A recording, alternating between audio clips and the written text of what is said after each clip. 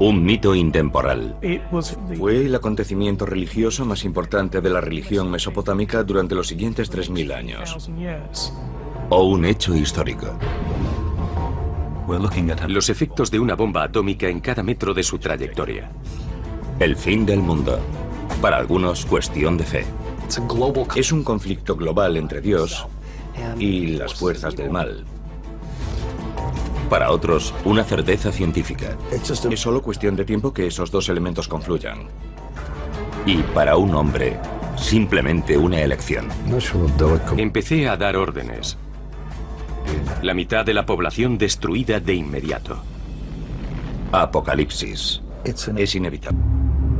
El fin de los días. El juicio final. El Armagedón. En todas las épocas ha habido personas convencidas de que el fin estaba próximo. Desde que los primeros seres humanos trataron de comprender su propia creación, han estado obsesionados con su desaparición.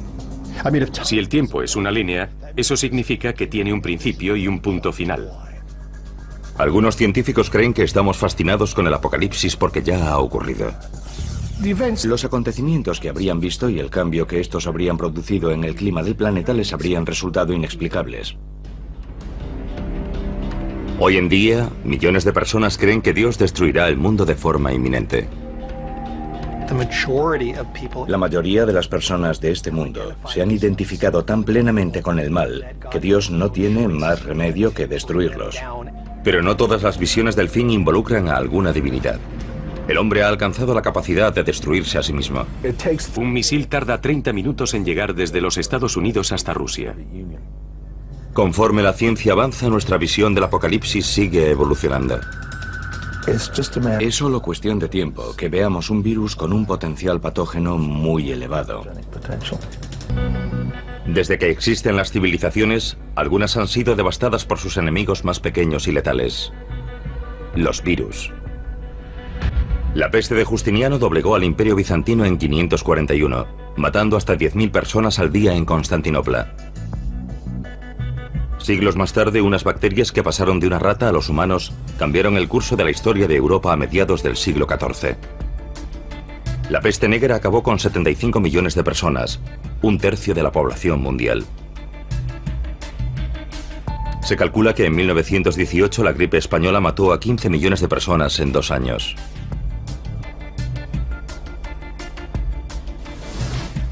Han fallecido más personas por causa de los virus que por la suma de todas las guerras y los desastres naturales. Sin embargo, olvidamos constantemente el pasado, como si no quisiésemos afrontar la posibilidad de una pesadilla futura. Un apocalipsis vírico capaz de provocar la extinción de la humanidad.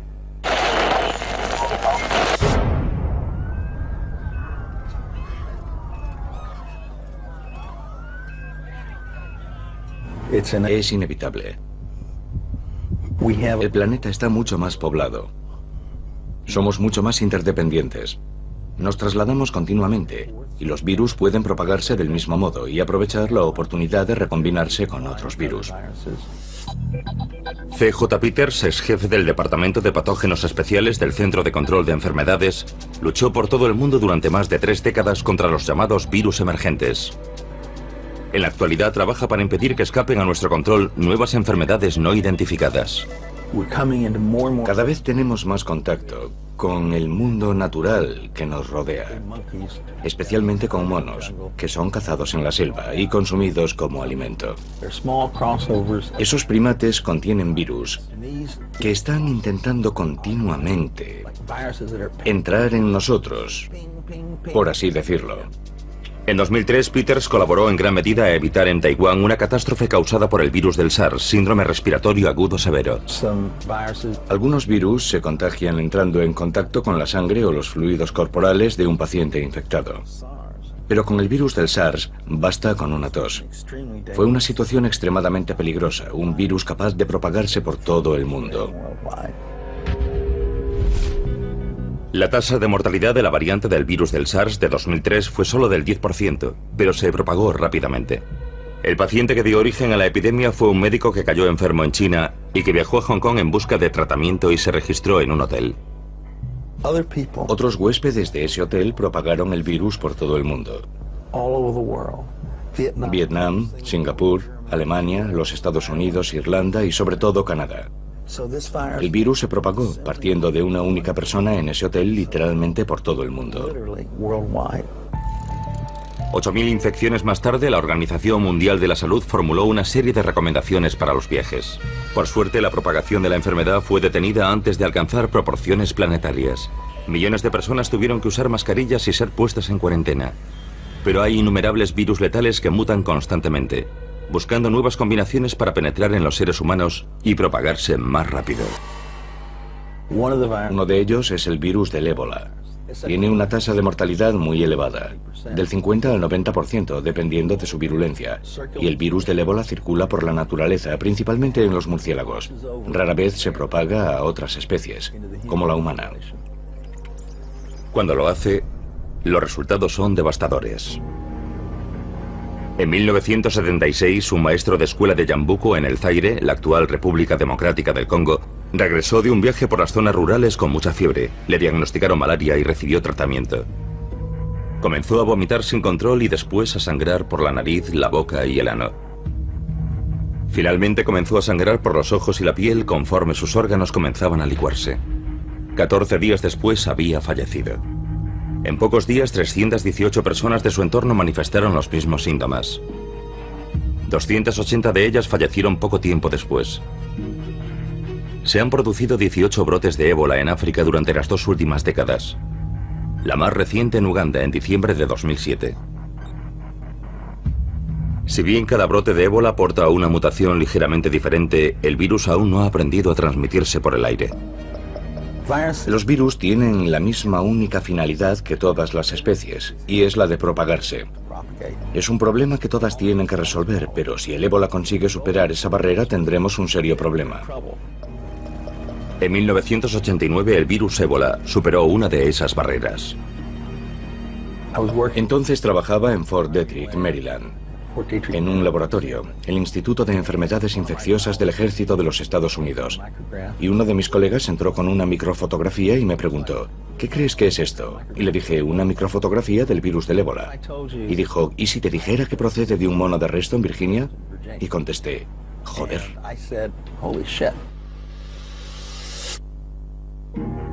En 1989, el virus más mortífero del mundo, el ébola, apareció en el continente americano, en Reston, Virginia. Cuando nos enfrentamos a una enfermedad para la cual no tenemos tratamiento ni vacuna, debemos tomar medidas extremas.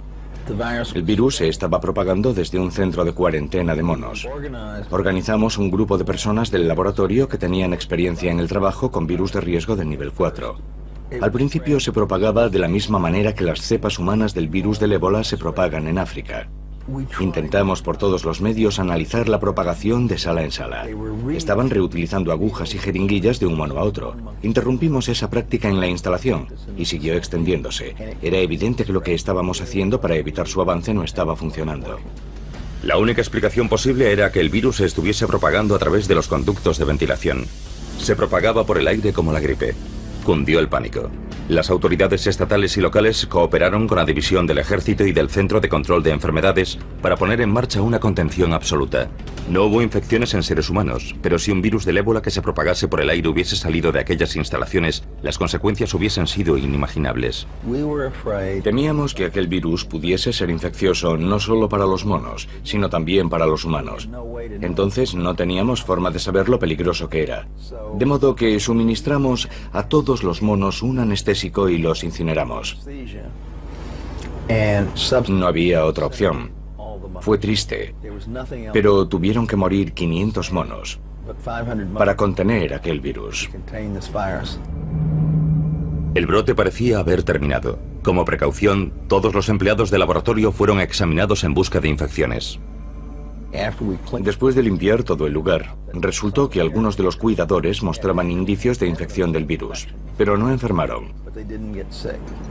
Se trataba de una cepa poco frecuente del virus del ébola que parecía poco virulenta para los seres humanos, pero muy virulenta para los monos. El ébola había encontrado la forma de propagarse por el aire e incluso infectar a las personas, pero por alguna razón había perdido la capacidad de hacer que enfermasen, algo que ya había logrado antes.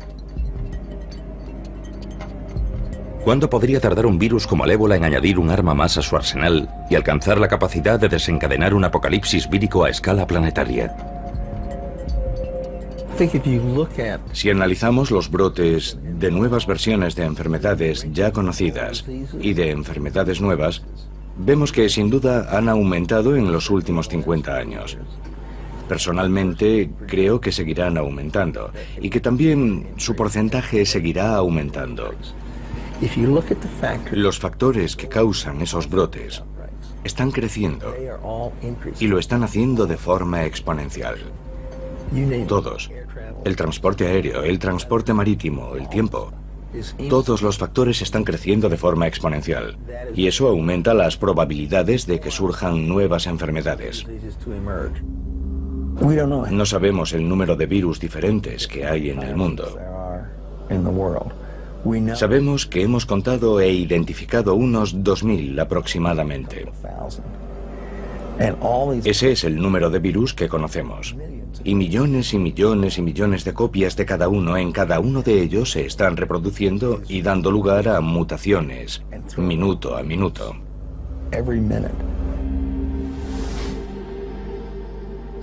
Tenemos los dos extremos del espectro. Contagioso, pero poco virulento. Poco contagioso, pero muy virulento. Y es solo cuestión de tiempo que ambos acaben coincidiendo. Es algo inevitable.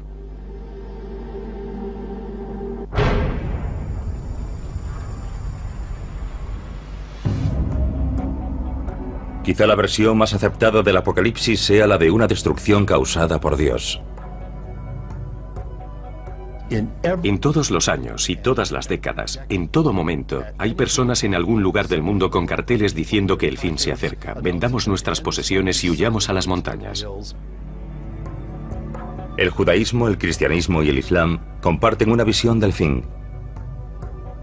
Un día del juicio final durante el cual el mundo será destruido y los elegidos lograrán la vida eterna.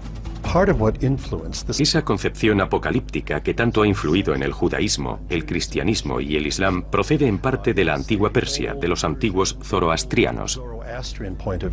Los zoroastrianos de aquella época a menudo tenían una concepción dualista. El mundo es el campo de batalla de la lucha entre el bien y el mal. Ya en el siglo XII a.C., los zoroastrianos creían vivir inmersos en un conflicto entre el orden y el caos. Finalmente el orden prevalecería, señalando el final del tiempo y la reestructuración del universo. Uno de los aspectos más interesantes desde el punto de vista apocalíptico es el hecho de que, por lo general, durante los momentos de aflicción y angustia, el apocalipsis es muy popular. En la actualidad, las profecías sobre el fin de los días han generado una megaindustria. Libros, programas de televisión y radio transmitidos a todo el mundo generan decenas de millones de dólares para los pastores armagedonistas solo en los Estados Unidos. Pero ¿cómo concilian los armagedonistas su vida cotidiana con la creencia en un final inminente? Jesús vendrá. Dios vendrá y destruirá el mal en todo el mundo. Steve Wolber tiene 49 años y es un pastor del fin de los días.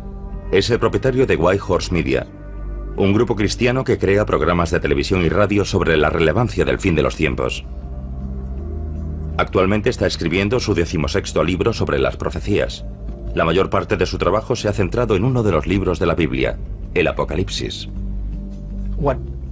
Lo que captó mi interés no fue solo la historia de su vida, sino el libro del Apocalipsis y el concepto de que las profecías no solo predijeron que vendría una vez, sino que regresaría. El mal está por todo el mundo. En el Apocalipsis hay misterios que necesitamos comprender.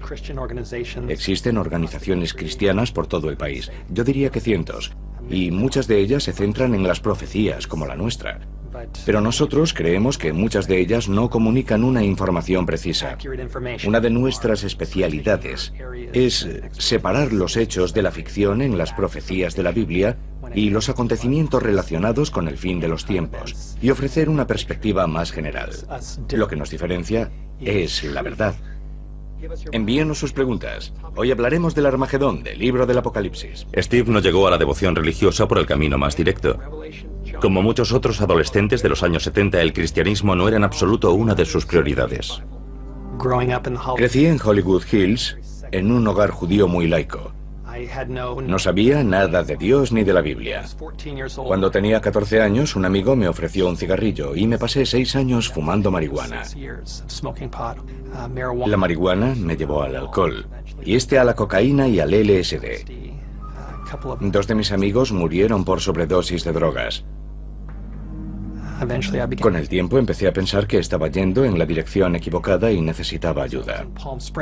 Un día estaba en Palm Springs con un grupo de amigos durante unas vacaciones de primavera. Había una camioneta y en la parte trasera iba un grupo de cristianos. Les dije, soy ateo. Uno de ellos me oyó, me apuntó con su altavoz y me dijo, eres un idiota. Cuando llegue el día del juicio descubrirás que estás en el bando equivocado.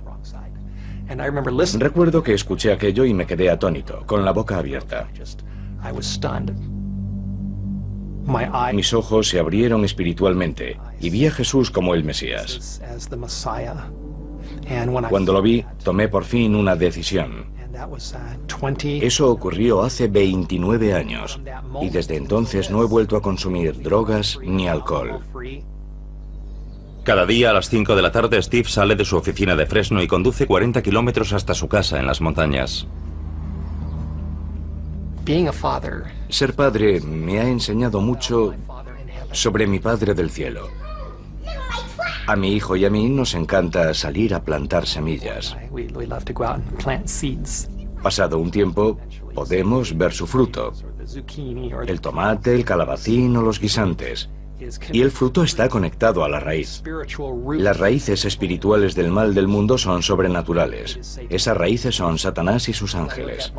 Cuando veo a mi familia, a mi hijo y a mi hija, tiemblo al pensar que crecerán en este mundo. El verdadero mal está ahí fuera. Y deseo que llegue el día en que Jesús vendrá a poner fin al mal y nos llevará a un nuevo mundo que es perfecto y bueno y lleno de amor. Deseo que ese día llegue lo antes posible.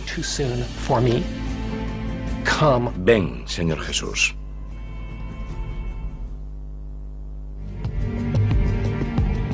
Steve Wolber lleva casi 30 años interpretando la Biblia como una receta para el fin del mundo. Y no podría estar más entusiasmado al respecto. Steve se reúne periódicamente con otros pastores del fin de los tiempos en una mesa redonda para poner de manifiesto que las profecías bíblicas sobre el fin del mundo están ocurriendo ahora mismo. Sabemos por Lucas 21 que Jesús predijo que habría indicios, que se producirían grandes acontecimientos no solo en la tierra, sino en el mundo que nos rodea, que nos están diciendo que el gran día está próximo. Mateo 24 nos ofrece una verdadera lista. El versículo 6 nos dice, y oiréis de guerras y rumores de guerras, y habrá pestes y hambrunas y terremotos en diferentes lugares. Ya lo estamos viendo. Ha habido un terremoto en China. Creo que han quedado 80.000 personas bajo los escombros. Hay quien dirá que ya hemos sufrido terremotos y guerras antes, pero creo que en estos tiempos los estamos viendo con más frecuencia. En todo el mundo se están produciendo simultáneamente una sucesión de desastres cada vez mayores. Centrémonos en Lucas 25, en el rugido del mar y las olas. Jesús nos dice que los corazones de los hombres les fallarán por miedo, y la principal causa de muerte en los Estados Unidos son las enfermedades cardíacas. Y nos dice que Babilonia, la potencia llamada Babilonia, trataría de unir de nuevo al mundo. Si alguien ha hecho 10 predicciones y 9 de ellas se han cumplido, sería un buen indicador de que la 10ª también está en camino. Y en Lucas 21 Jesús dice, cuando veáis ocurrir todas estas cosas, sabed que está cerca, incluso a las puertas. Ya casi es el momento. Tras décadas de investigación, Steve Wolber cree saber la gran verdad sobre cómo se desarrollará el fin de los tiempos. Se trata de un conflicto global entre Dios y las fuerzas del mal. En algún momento se producirá algún tipo de crisis global. Cuando todos hayan escogido entre Dios y el diablo, se cerrará una puerta en el cielo. Y la Biblia dice, y los reunió en el lugar llamado Armagedón y las ciudades de las naciones cayeron. Y eso incluye Tokio, Moscú, París, Los Ángeles, incluso Roma. Aparecerá una señal en el cielo. La gente mirará hacia arriba y pensará, ¿es un pájaro? ¿Es un avión? ¿Es un satélite? ¿Qué es? Se acercará más y más y será nada menos que Jesucristo llegando en un caballo blanco para liberar a su pueblo y rescatar a los que se han levantado por él, rodeado de ángeles, miles de millones de ángeles. La trompeta sonará, los ángeles invadirán la atmósfera y luego reconstruirá un nuevo cielo y una nueva tierra. A ver, cariño, ¿quieres que coja yo la caña? La triste realidad es que la mayoría de la gente de este mundo se ha identificado tanto con el mal, que Dios no tendrá más remedio que acabar también con ellos. A pesar del sombrío futuro, Steve ha logrado equilibrar su vida laboral y familiar. No puedo aislarlos totalmente. Quiero prepararlos, quiero darles formación. No soy de los que huyen de la realidad. El último día Dios no nos juzgará según nuestra religión. Dios juzgará al mundo según unas normas básicas, el bien y el mal. Esto es lo que me ha enseñado lo que está bien y lo que está mal. Mi hijo es consciente de que cuando llegue Jesús, todo el mundo arderá y creará un mundo nuevo. Y yo le digo que será genial y que estamos deseando verlo. Esa es la buena noticia. No temo el Armagedón. Rezo al Señor. Si eso es lo que hace falta para poner fin al mal, adelante. Estoy listo.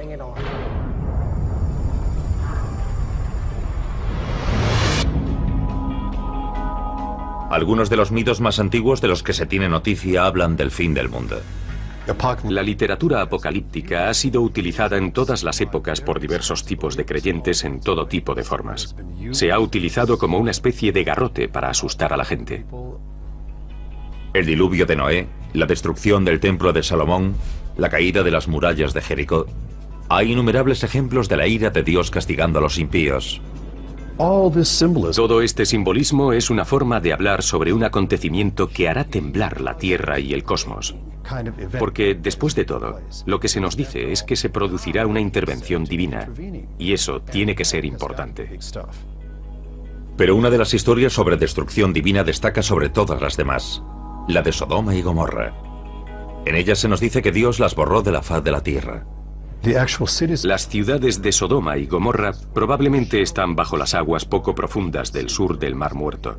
No tenemos ninguna prueba irrefutable de la existencia de esas ciudades, salvo bloques de sal y cosas parecidas. Según la Biblia, los habitantes de Sodoma y Gomorra tentaron la ira de Dios. La Biblia dice que Sodoma y Gomorra se habían entregado a la carne y a la inmoralidad, y que Dios destruyó ambas ciudades enviando fuego y azufre por causa de tal corrupción. Aunque no sepamos dónde están las ciudades de Sodoma y Gomorra, su historia pervive.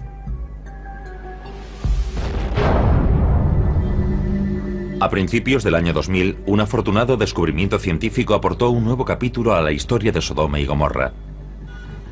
El astrónomo Mark Hensel y el ingeniero Alan Bond solían quedar para tomar una cerveza y charlar sobre viejos mitos. Alan y yo trabajábamos juntos en el desarrollo de cohetes, y al principio solo era algo que hacíamos para entretenernos. Una noche en el bar oí hablar del mito de Faetón. Según la mitología griega, Faetón era hijo de Helios, el dios del sol. Faetón iba a reunirse con su padre y voló con su carro celestial demasiado cerca de la Tierra. Parte de la Tierra resultó calcinada y finalmente el carro se estrelló matando a Faetón. Platón escribió acerca del mito de Faetón en el Timeo, su tratado teórico sobre física universal. Platón deja muy claro que el mito de Faetón no es un mito, sino algo que ocurrió realmente. Un sacerdote egipcio contó a uno de los antepasados de Platón que los objetos celestes son inestables y a veces ocurren esas cosas. Bond descubrió que otros mitos contenían referencias similares a objetos abrasadores que caían desde el cielo, diezmando regiones del antiguo Mediterráneo, entre ellas la supuesta ubicación de Sodoma y Gomorra. Buscamos otros mitos y leyendas que pudiésemos relacionar con ella e intentamos agruparlos según el lugar en donde ocurrían o el aspecto que pudo haber tenido un fenómeno celeste para dar lugar a un mito de este tipo. Algunos mitos hablan de fuego en el cielo, mientras que otros hablan de devastación en la superficie. Uno de estos mitos es la historia de Deméter, la diosa griega de la cosecha. Cuando su hija Perséfone fue raptada por Hades, el señor del inframundo, Deméter la buscó en vano por la tierra. Descuidó su deber de cuidar los cultivos y su pena dejó un rastro de tierra abrasada. La teoría de Alan y Marr era que muchos de estos mitos se refieren a un único cataclismo que sucedió hace milenios, y las antiguas leyendas podrían, de hecho, haberse originado tras el impacto de un asteroide con la Tierra. Mark y Alan estudiaron el firmamento, analizando imágenes de satélite de la NASA en busca de impactos que respaldasen su teoría. Alan tiene un conjunto de programas que desarrolló para otro proyecto, y pueden ofrecer una imagen en la que vemos la trayectoria de objetos cruzando el cielo. Pero no tenían constancia de un cráter de impacto en el Mediterráneo. Entonces vieron un misterioso accidente geológico en los Alpes austriacos, cerca de la ciudad de Kessels. Un deslizamiento de tierra de 5 kilómetros de longitud y medio kilómetro de profundidad.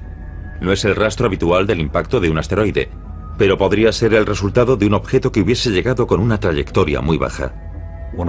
Hemos aprendido que algunos de estos objetos de baja densidad se fragmentan en la atmósfera y no dejan un cráter, pero pueden causar graves daños en la superficie. Cuando conoces la trayectoria con la que pudo llegar ese objeto, te das cuenta de que en ese lugar ocurrió algo muy especial. Era una buena teoría, pero Bond y Hemsel carecían de pruebas suficientes para llevarla del bar a la opinión pública. Pero entonces encontraron una pista notable. La imagen de una antigua tablilla sumeria del Museo Británico conocida como el Planisferio. Inmediatamente me puse en guardia y pude ver que en aquella curiosa tablilla sumeria figuraban muchas referencias como la constelación de Piscis, que aparecía con mucha claridad. Era un documento con muchos elementos astronómicos. Nos dice cómo era el cielo aquella noche, cómo estaban situados los planetas, las posiciones de las constelaciones en el cielo. Utilizando programas informáticos astronómicos, Bond y Hemsel se dieron cuenta de que aquella disposición de estrellas y planetas representada en el planisferio había tenido lugar más de 5.000 años atrás.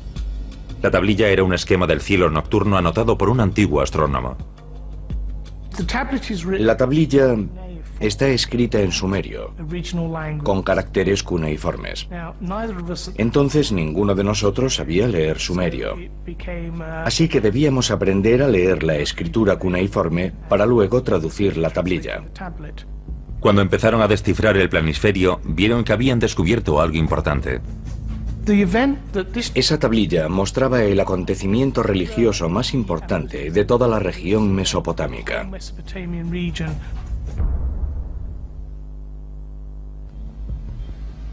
Dos científicos británicos seguían el rastro de un antiguo impacto de asteroide que había devastado el Oriente Próximo y que podía ser la fuente de decenas de leyendas apocalípticas, entre ellas la destrucción de Sodoma y Gomorra.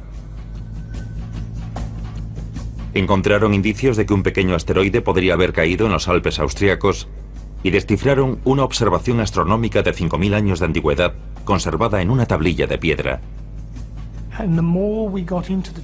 Cuanto más investigábamos la tablilla, más nos convencíamos de que en una mitad figuraban observaciones normales de un cielo de madrugada y en la otra la observación de nuestro asteroide cayendo hacia la Tierra.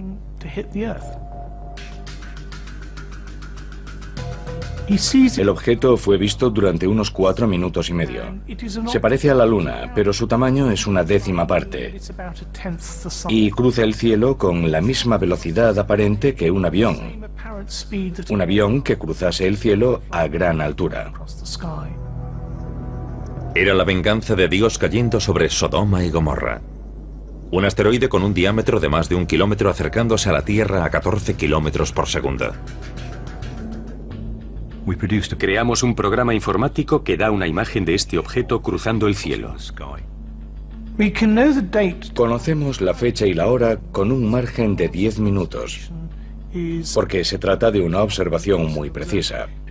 Sucedió a las 4:23 de la madrugada del 29 de junio del año 3123 a.C.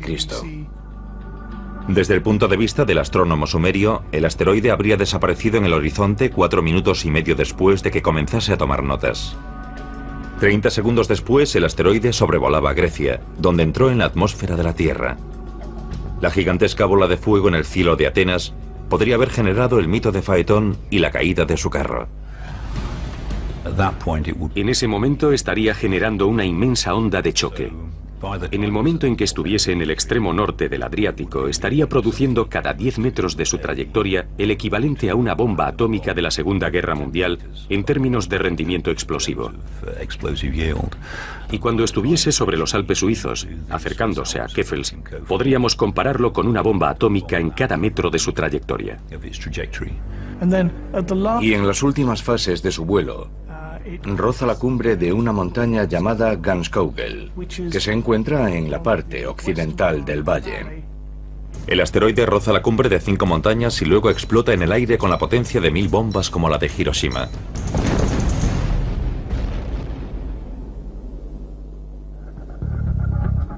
El valle que rodea Keffels sufre un gigantesco desplazamiento de tierra. Pero los efectos más devastadores aún están por llegar. El fenómeno más llamativo que se produciría tras la explosión sería una gran columna de humo. Gran parte del material que formaba el objeto, tal vez incluso alguno que formaba parte del suelo, caería por la columna de humo. Según cálculos aproximados, la columna de humo ascendería unos 900 kilómetros hacia el espacio y no caería en forma de polvo inofensivo al entrar de nuevo en la atmósfera. Produciría un enorme aumento de calor en la superficie, quizá en unos 2000 kilómetros cuadrados o incluso más. La temperatura podría haber ascendido hasta alcanzar la combustión, incendiándolo todo. Personas que estuviesen a la intemperie, objetos de madera, tejados de casas, ese tipo de cosas. La columna de humo abrasador habría causado estragos en el sur del Mediterráneo. El fuego y los escombros habrían causado una destrucción masiva de tierras y cultivos, algo que podría haber dado origen al mito de Demeter. Pero una región se llevó la peor parte. Sodoma y Gomorra se encontraban en el epicentro del desplome de la columna de humo. Los acontecimientos que habrían presenciado y el cambio que habría sufrido el clima del planeta les habrían resultado inexplicables. Según parece, sin duda en el mundo griego y el mesopotámico, y posiblemente en el mundo egipcio, la gente modificó esencialmente su religión y su dios principal. Surgieron mitos. Los antiguos dioses murieron y otros nuevos ocuparon su lugar. Los supervivientes habrían buscado una razón por la cual Dios habría hecho llover fuego sobre ellos. Algunos habrían culpado a sí mismos y habrían cuestionado su moralidad.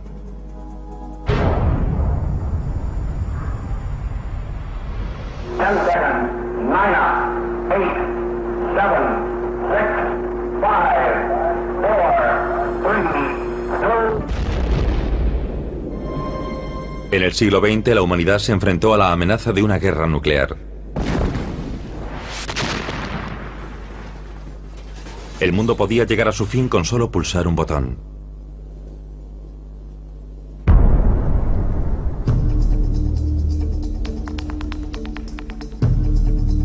Las mentes que crearon el arma definitiva creían que sería la clave para lograr la paz en la Tierra.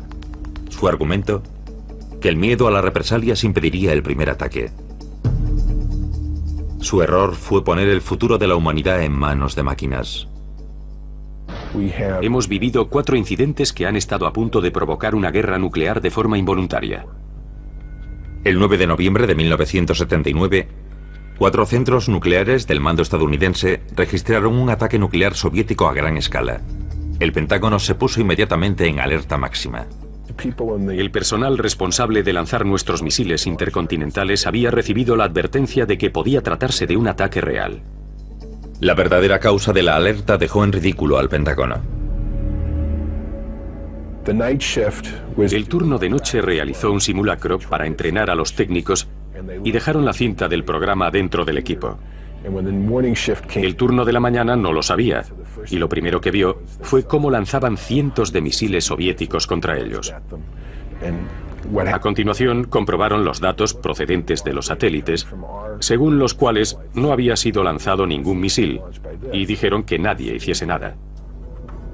Después del incidente de la cinta de entrenamiento, se aplicaron nuevos protocolos de seguridad. Pero menos de un año después, las alarmas volvieron a saltar en las mismas pantallas. Un chip de ordenador que costaba 30 centavos se quemó. El centro de mando estaba viendo que 100 misiles los estaban atacando, lo que provocó una reunión de evaluación de amenaza nuclear. A pesar de las mejoras constantes, los ordenadores de alerta temprana estaban funcionando a su máxima capacidad. Un misil tarda 30 minutos en llegar desde Rusia hasta los Estados Unidos o desde los Estados Unidos hasta Rusia por el Polo Norte. En aquel entonces, tanto los Estados Unidos como la Unión Soviética estaban paralizados en un punto muerto nuclear.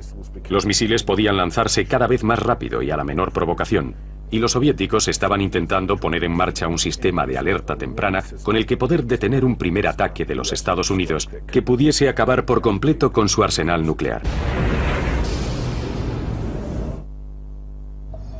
A principios de 1983, Stanislav Petrov era teniente coronel de las Fuerzas de Misiles Estratégicos Soviéticos, especializado en el desarrollo de un sistema de alerta nuclear por satélite, diseñado para detener un primer ataque estadounidense.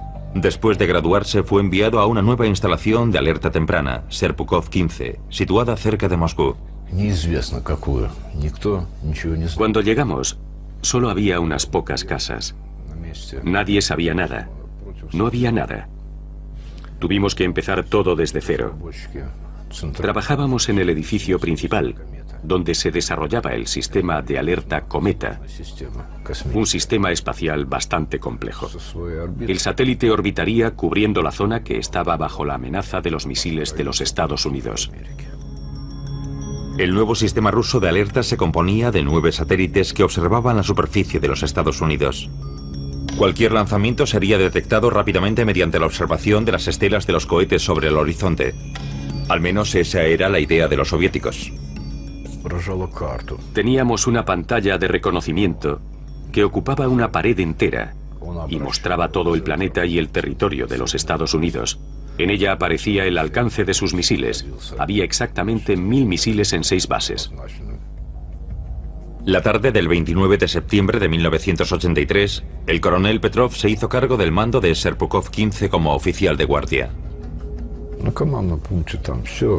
Hicimos el trabajo de rutina y el tiempo iba pasando. Hacia las 10 de la noche habíamos terminado de cenar y tomar el té. Nuestro turno estaba terminando cuando algo irrumpió en la órbita. Todo iba bien. Estábamos preparados para cualquier imprevisto. Y sucedió uno de esos imprevistos.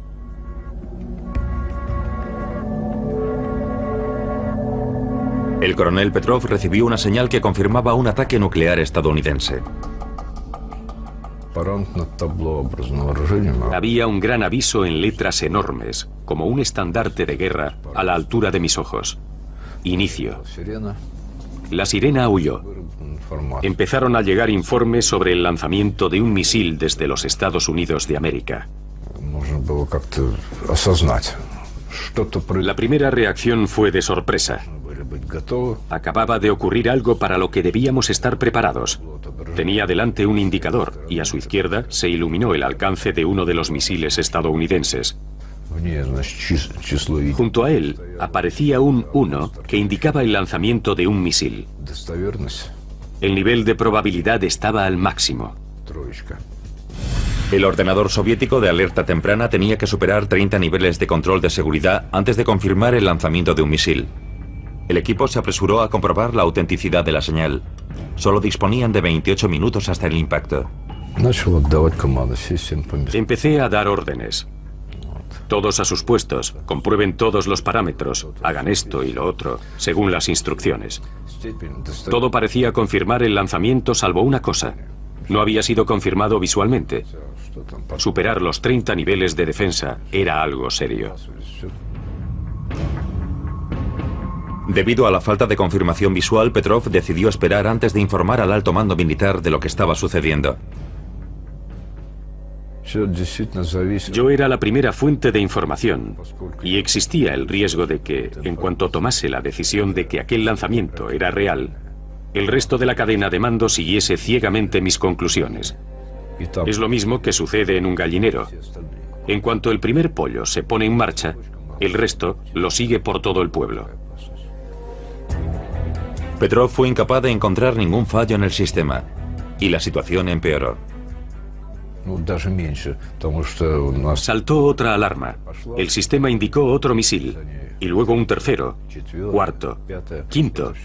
Todo en 5 minutos. Ahora los monitores superiores indicaban un ataque con misiles. Petrov debía tomar una decisión, una de las más importantes de la historia. Cuando se produce un lanzamiento masivo es imposible pasarlo por alto.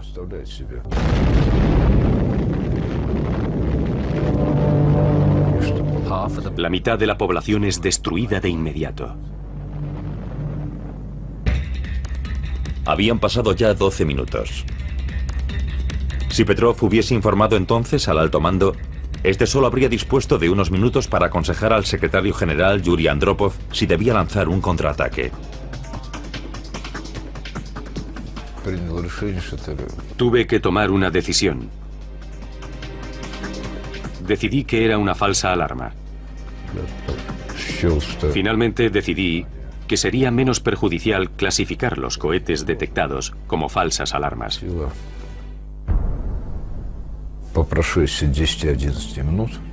Después de 10 u 11 minutos, todos respiramos aliviados. Las estaciones de radar sobre el horizonte no encontraron nada, y la decisión que había tomado fue confirmada. Había sido una detección falsa. La detección falsa había sido causada por una alineación poco frecuente de luz solar que la Tierra había reflejado en las lentes del satélite. El incidente avergonzó al mando militar del ejército soviético. Petrov se convirtió en el chivo expiatorio y fue jubilado anticipadamente. En enero de 2006, Petrov fue homenajeado en una ceremonia celebrada en la sede de las Naciones Unidas. La prensa occidental lo consideró el hombre que salvó el mundo. Otra de las razones por las que el fin del mundo despierta tanta fascinación en la actualidad es el hecho de que cada vez somos más conscientes de todas nuestras interesantes y en ocasiones diabólicas posibilidades para acabar con nosotros mismos. Todos sabemos algo sobre armas de destrucción masiva, sobre la guerra nuclear, sobre enfermedades terribles que pueden diezmar una población. Hoy sabemos más acerca de todo ello de lo que jamás supimos en el pasado. Al margen de cualquier convicción religiosa, sabemos que existen formas de destruirnos a nosotros mismos.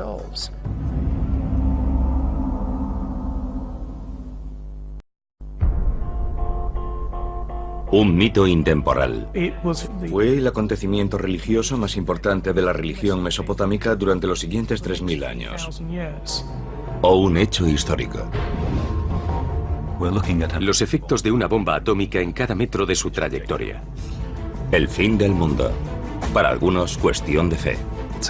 Es un conflicto global entre Dios y las fuerzas del mal. Para otros, una certeza científica. Es solo cuestión de tiempo que esos dos elementos confluyan.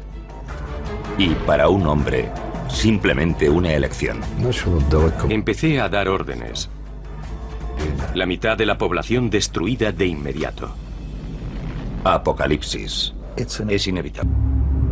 El fin de los días. El juicio final. El Armagedón. En todas las épocas ha habido personas convencidas de que el fin estaba próximo. Desde que los primeros seres humanos trataron de comprender su propia creación, han estado obsesionados con su desaparición.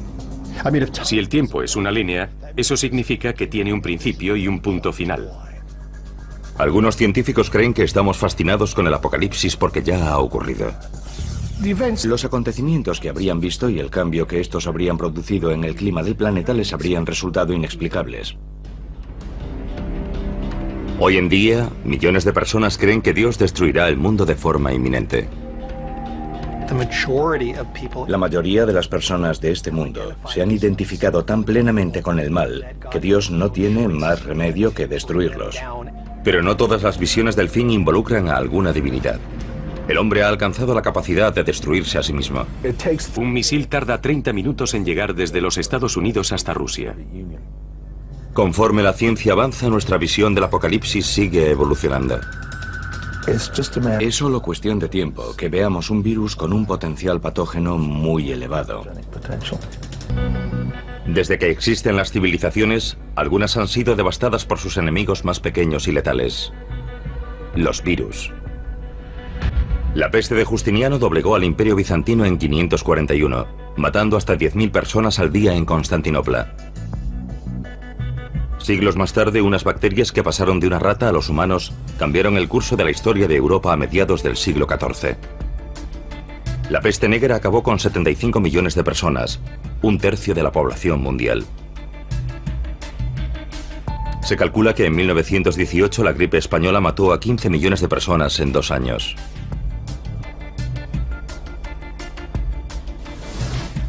Han fallecido más personas por causa de los virus que por la suma de poner en marcha una contención absoluta. No hubo infecciones en seres humanos, pero si un virus del ébola que se propagase por el aire hubiese salido de aquellas instalaciones, las consecuencias hubiesen sido inimaginables. Temíamos que aquel virus pudiese ser infeccioso no solo para los monos, sino también para los humanos. Entonces no teníamos forma de saber lo peligroso que era. De modo que suministramos a todos los monos un anestésico y los incineramos. No había otra opción. Fue triste, pero tuvieron que morir 500 monos para contener aquel virus. El brote parecía haber terminado. Como precaución, todos los empleados del laboratorio fueron examinados en busca de infecciones. Después de limpiar todo el lugar, resultó que algunos de los cuidadores mostraban indicios de infección del virus, pero no enfermaron. Se trataba de una cepa poco frecuente del virus del ébola que parecía poco virulenta para los seres humanos, pero muy virulenta para los monos. El ébola había encontrado la forma de propagarse por el aire e incluso infectar a las personas, pero por alguna razón había perdido la capacidad de hacer que enfermasen, algo que ya había logrado antes. ¿Cuándo podría tardar un virus como el ébola en añadir un arma más a su arsenal y alcanzar la capacidad de desencadenar un apocalipsis vírico a escala planetaria?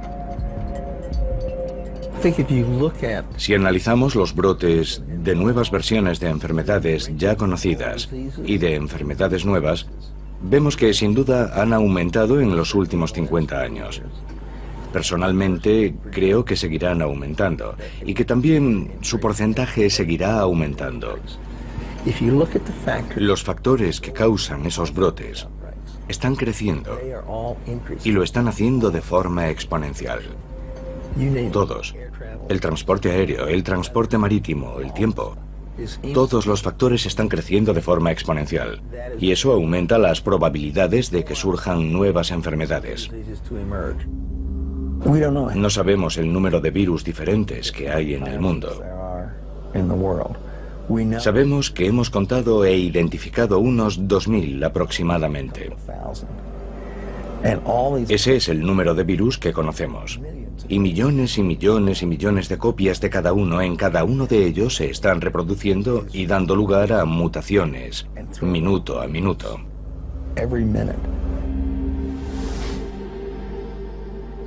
Tenemos los dos extremos del espectro. Contagioso, pero poco virulento. Poco contagioso, pero muy virulento. Y es solo cuestión de tiempo que ambos acaben coincidiendo. Es algo inevitable.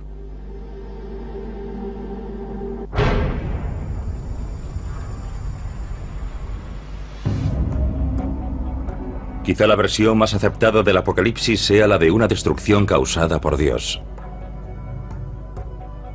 En todos los años y todas las décadas, en todo momento, hay personas en algún lugar del mundo con carteles diciendo que el fin se acerca. Vendamos nuestras posesiones y huyamos a las montañas. El judaísmo, el cristianismo y el islam comparten una visión del fin. Un día del juicio final durante el cual el mundo será destruido y los elegidos lograrán la vida eterna. Esa concepción apocalíptica que tanto ha influido en el judaísmo, el cristianismo y el islam procede en parte de la antigua Persia, de los antiguos zoroastrianos. Los zoroastrianos de aquella época a menudo tenían una concepción dualista. El mundo es el campo de batalla de la lucha entre el bien y el mal. Ya en el siglo XII a.C., los zoroastrianos creían vivir inmersos en un conflicto entre el orden y el caos. Finalmente el orden prevalecería, señalando el final del tiempo y la reestructuración del universo. Uno de los aspectos más interesantes desde el punto de vista apocalíptico es el hecho de que, por lo general, durante los momentos de aflicción y angustia, el apocalipsis es muy popular. En la actualidad, las profecías sobre el fin de los días han generado una megaindustria. Libros, programas de televisión y radio transmitidos a todo el mundo generan decenas de millones de dólares para los pastores armagedonistas solo en los Estados Unidos. Pero ¿cómo concilian los armagedonistas su vida cotidiana con la creencia en un final inminente? Jesús vendrá, Dios vendrá y destruirá el mal en todo el mundo. Steve Wolber tiene 49 años y es un pastor del fin de los días. Es el propietario de White Horse Media, un grupo cristiano que crea programas de televisión y radio sobre la relevancia del fin de los tiempos. Actualmente está escribiendo su 16º libro sobre las profecías. La mayor parte de su trabajo se ha centrado en uno de los libros de la Biblia, el Apocalipsis. Lo que captó mi interés no fue solo la historia de su vida, sino el libro del Apocalipsis y el concepto de que las profecías no solo predijeron que vendría una vez, sino que regresaría. El mal está por todo el mundo. En el Apocalipsis hay misterios que necesitamos comprender. Existen organizaciones. Todas las guerras y los desastres naturales. Sin embargo, olvidamos constantemente el pasado, como si no quisiésemos afrontar la posibilidad de una pesadilla futura. Un apocalipsis vírico capaz de provocar la extinción de la humanidad.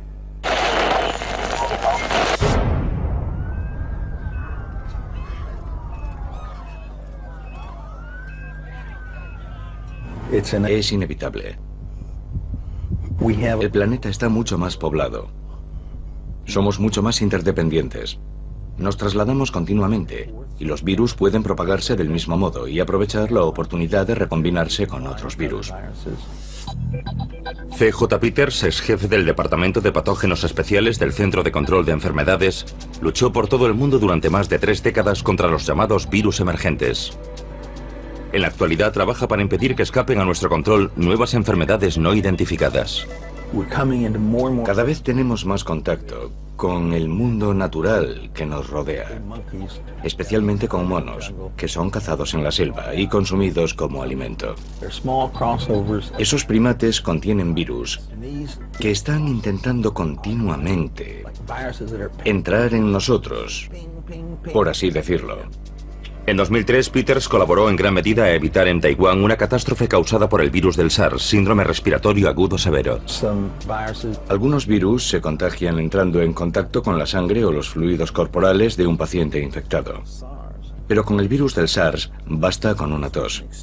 Fue una situación extremadamente peligrosa, un virus capaz de propagarse por todo el mundo. La tasa de mortalidad de la variante del virus del SARS de 2003 fue solo del 10%, pero se propagó rápidamente. El paciente que dio origen a la epidemia fue un médico que cayó enfermo en China y que viajó a Hong Kong en busca de tratamiento y se registró en un hotel. Otros huéspedes de ese hotel propagaron el virus por todo el mundo. Vietnam, Singapur, Alemania, los Estados Unidos, Irlanda y sobre todo Canadá. El virus se propagó partiendo de una única persona en ese hotel literalmente por todo el mundo. 8.000 infecciones más tarde, la Organización Mundial de la Salud formuló una serie de recomendaciones para los viajes. Por suerte, la propagación de la enfermedad fue detenida antes de alcanzar proporciones planetarias. Millones de personas tuvieron que usar mascarillas y ser puestas en cuarentena. Pero hay innumerables virus letales que mutan constantemente, buscando nuevas combinaciones para penetrar en los seres humanos y propagarse más rápido. Uno de ellos es el virus del ébola. Tiene una tasa de mortalidad muy elevada, del 50 al 90%, dependiendo de su virulencia. Y el virus del ébola circula por la naturaleza, principalmente en los murciélagos. Rara vez se propaga a otras especies, como la humana. Cuando lo hace, los resultados son devastadores. En 1976, un maestro de escuela de Yambuco, en el Zaire, la actual República Democrática del Congo, regresó de un viaje por las zonas rurales con mucha fiebre. Le diagnosticaron malaria y recibió tratamiento. Comenzó a vomitar sin control y después a sangrar por la nariz, la boca y el ano. Finalmente comenzó a sangrar por los ojos y la piel conforme sus órganos comenzaban a licuarse. 14 días después había fallecido. En pocos días, 318 personas de su entorno manifestaron los mismos síntomas. 280 de ellas fallecieron poco tiempo después. Se han producido 18 brotes de ébola en África durante las 2 últimas décadas. La más reciente en Uganda, en diciembre de 2007. Si bien cada brote de ébola aporta una mutación ligeramente diferente, el virus aún no ha aprendido a transmitirse por el aire. Los virus tienen la misma única finalidad que todas las especies, y es la de propagarse. Es un problema que todas tienen que resolver, pero si el ébola consigue superar esa barrera, tendremos un serio problema. En 1989 el virus ébola superó una de esas barreras. Entonces trabajaba en Fort Detrick, Maryland, en un laboratorio, el Instituto de Enfermedades Infecciosas del Ejército de los Estados Unidos. Y uno de mis colegas entró con una microfotografía y me preguntó, ¿qué crees que es esto? Y le dije, una microfotografía del virus del ébola. Y dijo, ¿y si te dijera que procede de un mono de arresto en Virginia? Y contesté, joder.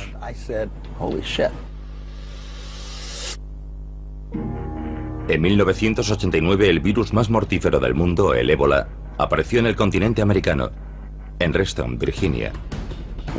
Cuando nos enfrentamos a una enfermedad para la cual no tenemos tratamiento ni vacuna, debemos tomar medidas extremas. El virus se estaba propagando desde un centro de cuarentena de monos. Organizamos un grupo de personas del laboratorio que tenían experiencia en el trabajo con virus de riesgo de nivel 4. Al principio se propagaba de la misma manera que las cepas humanas del virus del ébola se propagan en África. Intentamos por todos los medios analizar la propagación de sala en sala. Estaban reutilizando agujas y jeringuillas de un mono a otro. Interrumpimos esa práctica en la instalación y siguió extendiéndose. Era evidente que lo que estábamos haciendo para evitar su avance no estaba funcionando. La única explicación posible era que el virus se estuviese propagando a través de los conductos de ventilación. Se propagaba por el aire como la gripe. Cundió el pánico. Las autoridades estatales y locales cooperaron con la División del Ejército y del Centro de Control de Enfermedades para